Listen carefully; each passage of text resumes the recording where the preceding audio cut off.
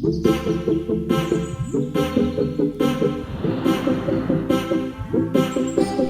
Everyone, welcome to Indian parents. So आज हम आपको एक नई जगह फिर से घुमाने लेके जा रहे हैं जो 4 धामों में से एक माना गया है, जिसका नाम है बद्रीनाथ। अगर आप चंडीगढ़ साइड से जा रहे हो तो सबसे पहले हरिद्वार बेस पॉइंट आता है 4 धामों में जाने के लिए। तो हमने वहाँ रुकने का फर्स्ट डे डिसाइड किया।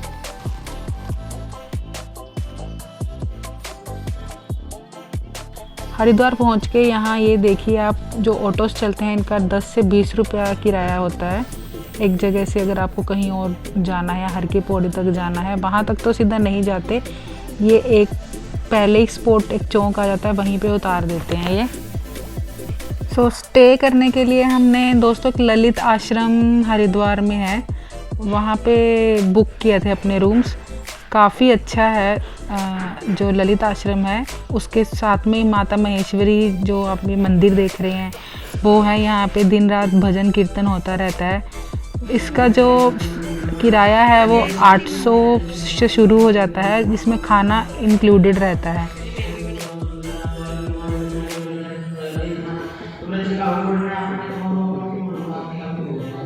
हरिद्वार में ऐसे कई धर्मशालाएं मिल जाएंगी। यहाँ पे फैसिलिटीज़ सारी होती हैं। आपको अगर हरिद्वार आना ही है तो फिर सबसे पहले आपको फिर या तो फिर आप बाय रोड आ सकते हो, बाय ट्रेन आ सकते हो, या फिर बाय एयरपोर्ट भी आ सकते हो। एयरपोर्ट की अगर हम बात करें तो देहरादून वाला जो एयरपोर्ट है वो सबसे पास में माना गया है। तो रेस्ट करके हम थोड़ा फिर निकल पड़े गंगा आरती के लिए, जो शाम में शुरू हो जाती है। ये देखने के लिए यहाँ लाखों भक्त आते हैं। यहाँ कुंभ का मेला भी लगता है हर साल। तो थोड़ी देर पहले ही चले जाइए, नहीं तो आपको वहाँ बैठने के लिए जगह नहीं मिलेगी, रश भी नहीं मिलेगा। तो हमने डिसाइड किया कि पहले हम गंगा स्नान कर लेते हैं। तो ऐसा माना जाता है दोस्तों कि जो गंगा स्नान करता है उसे मोक्ष की प्राप्ति होती है। तो यहाँ पे जब भी आइएगा तो आप अपने साथ एक कैरी बैग ज़रूर लेके जाइएगा नहाते समय, ताकि आप गीले कपड़े उसमें डाल सकें। लेडीज़ के लिए यहाँ थोड़े थोड़े डिस्टेंस पे ही चेंज करने के लिए रूम्स बने, कैबिन्स हैं, तो वो कुछ प्रॉब्लम नहीं आती है। और जो बहाव है वो काफ़ी ज़्यादा होता है, इसके लिए वहाँ पे ऐसे जंजीरें लगी हैं जिसको पकड़ के आप नहा सकते हैं, गंगा स्नान कर सकते हैं। ये जो हर की पौड़ी है ये राजा विक्रमादित्य जी ने बनाई थी। तो दोस्तों हरिद्वार को हरि का द्वार माना गया है, यानी कि बद्रीनाथ का द्वार माना गया है। ये गंगा के तट पे स्थित है और इसे गंगा द्वार और पुराणों में इसे मायापुरी क्षेत्र भी कहा जाता है। गंगा आरती शुरू होने से पहले 1-2 घंटा वहाँ भजन करते हैं, पूजा करते हैं, तो जिसे देख के बहुत आनंद प्रतीत होता है। हरिद्वार में आपको पूजा का हर एक छोटे से छोटा सामान मिल जाएगा। शंख यहाँ पे बहुत अच्छे मिलते हैं।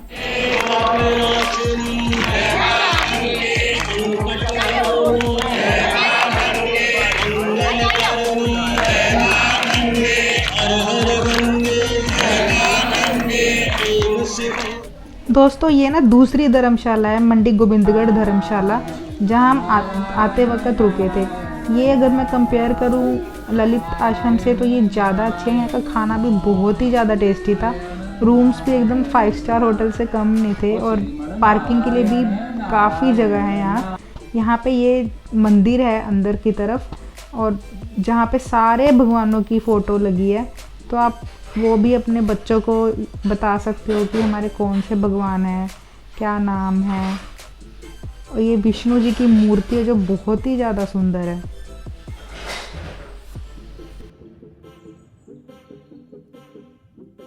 दोस्तों हम निकल पड़े ऋषिकेश, प्रयागराज और फाइनली जहाँ हमारा स्टे था पीपल कोटी के लिए। तो सबसे पहला स्पॉट आया ऋषिकेश। ऋषिकेश दोस्तों राम झूला, लक्ष्मण झूला और वाटर स्पोर्ट एक्टिविटीज़ के लिए काफ़ी फेमस है। जिस दिन हम गए थे तब राम झूले और लक्ष्मण झूले पे कुछ काम चल रहा था तो वो बंद थे, तो हमने बस मेन पॉइंट देखे और हम आगे के रास्ते के लिए निकल गए, क्योंकि हमें आज पीपल कोटी स्टे करना था। यहाँ पे लोग सबसे ज़्यादा रिवर राफ्टिंग करने के लिए ही आते हैं। जब आप जाओगे भी तो आपको बहुत सारे पॉइंट्स दिखेंगे जहाँ पे रिवर राफ्टिंग होती है और बहुत सारे लोग आपको ये करते हुए दिखेंगे।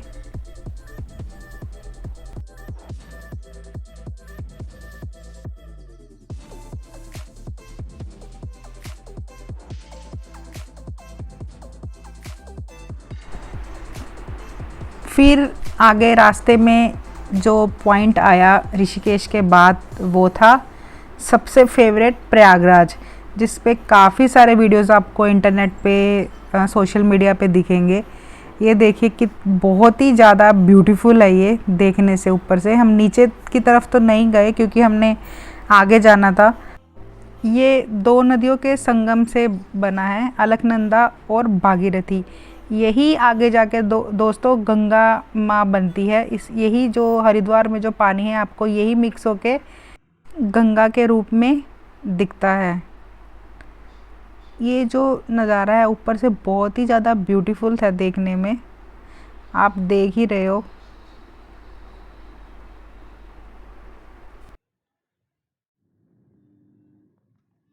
अगर रोड की बात की जाए ना दोस्तों, तो ज़्यादातर सिंगल वे रोड है। कहीं पे आपको ये रोड चौड़ी मिलेगी तो कहीं पे पतली मिलेगी। कहीं पे तो ये एकदम बढ़िया, जैसे बहुत ही ज़्यादा अच्छी हाईवे है कि जैसे मिलेगी आपको, तो कहीं पे थोड़ी ख़राब भी मिल सकती है। कहीं कहीं पे काफ़ी रिस्की रास्ता भी है ये, यहाँ सिर्फ सिंगल वे है, दूसरी गाड़ी भी नहीं जा सकती, तो बहुत ध्यान से चलाने वाला रास्ता है। बद्रीनाथ के रास्ते में आपको काफ़ी प्रयाग देखने को मिलेंगे। जैसे प्रयागराज आपने पहले देखा, फिर यहाँ रुद्र प्रयाग लगता है, एक देव प्रयाग भी लगता है यहाँ पे, और भी काफ़ी सारे प्रयाग लगते हैं। और एक श्रीनगर भी आता है जो काफ़ी सुंदर है देखने में।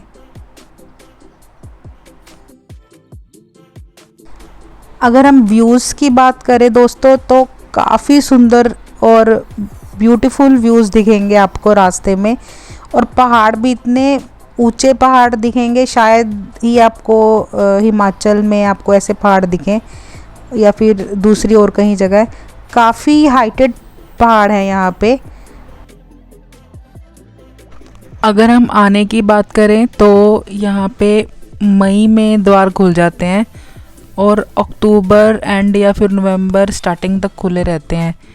तो जैसे हम गए थे तो 8 तारीख को द्वार खुलने थे, तो हम 6 तारीख को निकल गए थे और 8 तारीख को हम बद्रीनाथ पहुंच गए थे। यहाँ पे बारिश में नहीं जाना चाहिए क्योंकि बारिश में लैंडस्लाइड्स के चांसेस काफ़ी ज़्यादा हो जाते हैं और पता नहीं फिर कितने दिन लग जाएं वो लैंडस्लाइड साफ़ होने में।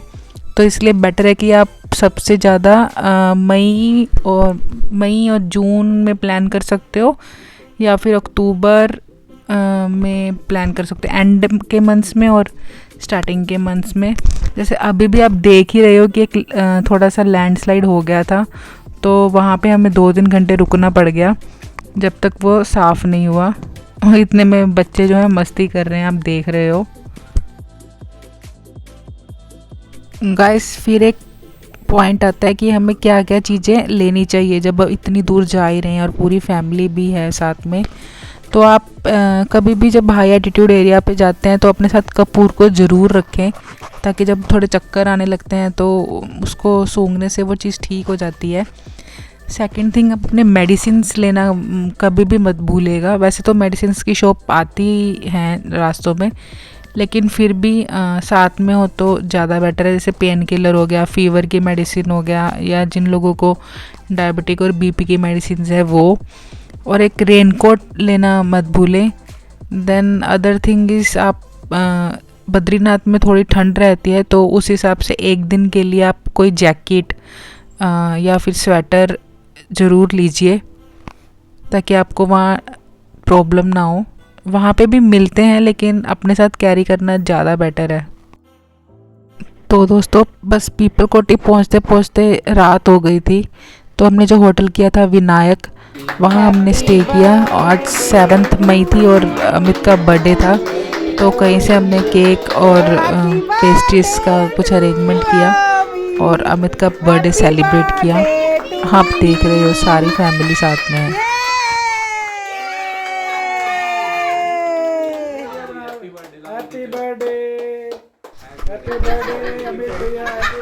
फिर दोस्तों थर्ड डे हम सुबह होटल विनायक में ही ब्रेकफास्ट करके वहाँ से आगे की ओर निकल गए थे। जो यहाँ पे खाना था वो बहुत ही ज़्यादा डिलीशियस था और जो रूम्स थे वो भी काफ़ी नीट एंड क्लीन थे। तो अगर आप प्लान करते हो होटल चूज़ करा तो ये बेस्ट होटल है। यहाँ से जो बद्रीनाथ का रास्ता है वो अराउंड 2.5 घंटे का ही रह जाता है। 76 किलोमीटर के पास आता है यहाँ से बद्रीनाथ। तो आप ये वाला होटल जो है बुकिंग्स कर सकते हो और रेट्स भी ठीक है। तो फर्स्ट पॉइंट जो हमें लगा वो था जोगीधारा वाटरफॉल। काफ़ी अच्छा वाटरफॉल था, हाइट से आ रहा था, ज़्यादा फ्लो नहीं था वाटर का। तो हमने यहाँ पे रुक के थोड़े फ़ोटोज़ खिंचवाए और थोड़े एंजॉय किया सब फैमिली ने साथ में मिलके।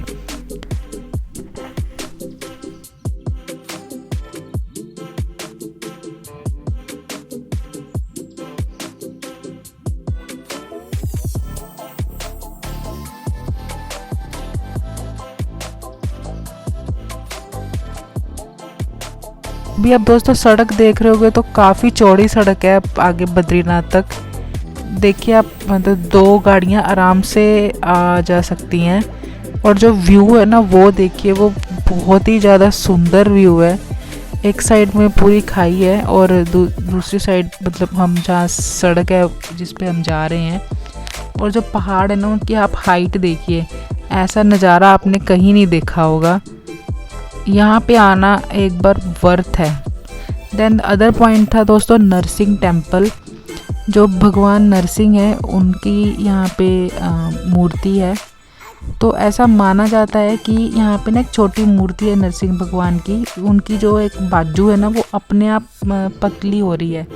ऐसा है कि जब पंडित जी बोल रहे थे कि जब वो बहुत पतली हो जाएगी तो जो बद्रीनाथ का जो जगह है वो अपने आप ढक जाएगा और उसकी जगह एक नए बद्रीनाथ का पूजा के लिए जगह बनाएंगे।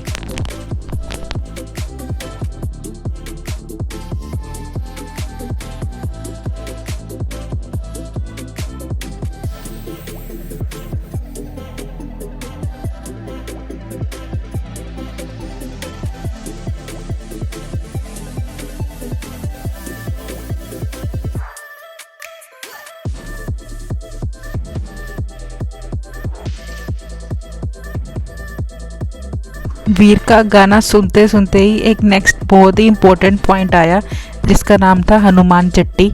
यहाँ दोस्तों हनुमान जी की मूर्ति है। ये इसलिए फेमस है, आपने रामायण में भी और पुरानी कथाओं में भी सुना होगा। जो भीम जी थे ना उनको अपने बल पे काफ़ी अभिमान था। तो उनके अभिमान को तोड़ने के लिए हनुमान जी भेष बदलकर यहाँ पे बैठ गए थे अपनी पूंछ को पूरा लंबा करके। और उन्होंने उन भीम जी को बोला कि आपको अगर ये रास्ता पार करना है तो मेरी पूंछ उठा लीजिए। तो भेष तो बदला हुआ था लेकिन भीम जी ने अपनी पूरी ताकत उठाई और लगाई और वो उठा नहीं सके उनको। तो फिर इससे उनके अभिमान को ऐसे करके हनुमान जी ने उनके अभिमान को तोड़ा और हनुमान जी ने भीम को अपने साक्षात रूप में दर्शन दिए और आशीर्वाद दिया। तो ये सब व्यूज़ देखते देखते दोस्तों हम पहुंच गए अब बद्रीनाथ फाइनली, जिस चीज़ के लिए हम चंडीगढ़ से निकले थे। ये एंट्री करने का पॉइंट था जहाँ चेकिंग हो रही थी और जहाँ रजिस्टर हो रहा था। वैसे तो ऑनलाइन रजिस्टर करके ही निकलना चाहिए आपको उत्तराखंड के लिए, 4 धाम की यात्रा के लिए। तो दोस्तों आप ये व्यू देखिए, बद्रीनाथ धाम पहुँच के बहुत ही अच्छा व्यू है। आपको पहाड़ों पे बर्फ़ गिरी हुई दिखेगी दूर दूर तक। हमने यहाँ पे पहले किसी के थ्रू आश्रम या फिर धर्मशाला बोल सकते हो आप, वो बुक करवाया था लेकिन वो नीट और क्लीन नहीं थी। तो हमने सोचा कि हम होटल बुक करेंगे वहाँ जाके। तो फाइनली हमें होटल मिल गया था, थोड़ा 4-5 होटलों को पूछने के बाद, जो पास में ही था बद्रीनाथ धाम के। आप ये देख ही रहे हो व्यू, सामने जो मंदिर है वो बद्रीनाथ का वो दिख रहा है। इनको जय बद्री विशाल भी बोला गया है। माँ के लिए हमने पिट्ठू कर दिया था जिसने 800 रुपये लिए थे, क्योंकि मम्मी से इतना चलना होता नहीं है मेरे मम्मा से। वहाँ पे आपको काफ़ी सारे पिट्ठू अवेलेबल दिख जाएंगे। तो जिस दिन हम गए थे आप उस दिन ये रश देखिए, काफ़ी दूर तक लंबी लाइन थी क्योंकि वो पहला दिन था। दोस्तों बद्रीनाथ को ना भगवान विष्णु की नगरी बोला जाता है। ये 4 धामों में से एक माना गया है और ऐसा कहा भी जाता है कि यहाँ के ना बेर काफ़ी संख्या में थे, इसलिए इसका नाम बद्रीनाथ पड़ा। इसको पहले बद्री वन भी बोला जाता था। अंदर जब आप एंट्री करते हो मंदिर में तो आपको यहाँ पे गरुड़ की, माता लक्ष्मी की, कुबेर जी की, नारद जी की मूर्तियाँ देखने को मिलती हैं और सामने आपको बद्री विशाल जी की मूर्ति मिलती है देखने के लिए। मंदिर के नीचे ही एक गर्म कुंड बना हुआ है, लेडीज़ के लिए अलग और जेंट्स के लिए अलग नहाने के लिए। इसमें बहुत गर्म पानी आता है, आप ये देख सकते हो। और यहाँ से नहाने के बाद ही ऊपर माथा टेकते हैं। ऐसा भी माना जाता है कि भगवान विष्णु के चरणों से वो होके जो है पानी आता है। देन दोस्तों माथा टेकने के बाद हम सो गए थे और सुबह फिर ब्रेकफास्ट करके होटल से ही हम माना विलेज के लिए निकले। बद्रीनाथ से 2.5 किलोमीटर दूर है और इसकी सारी डिटेल माना की मैंने एक अलग वीडियो में डाली है, तो आप वो भी ज़रूर देखना। बद्रीनाथ में दोस्तों जो होटल हमने किया था उसने 4000 रूम का जो किराया लिया था। इसमें ट्विन डबल बेड थे, मतलब 2 फैमिलीज़ एक रूम में आराम से एडजस्ट हो गई थी। तो फिर यहाँ माना विलेज देखने के बाद 2-3 घंटे लग गए थे हमें सारे पॉइंट्स कवर करने के लिए। बद्रीनाथ से 2-2.5 किलोमीटर दूर ट्रैकिंग के रास्ते पे एक चरण पादुका पॉइंट भी है, जहाँ विष्णु जी पहली बार जब बद्रीनाथ आए थे तो वहाँ पे उतरे थे। तब देखने के बाद फिर हम वापस घर के लिए सेम वैसे ही पॉइंट्स से निकल गए जैसे हम आए थे। तो अगर आपको ये वीडियो अच्छी लगी हो तो इसको लाइक एंड सब्सक्राइब ज़रूर कीजिएगा। जय हिंद।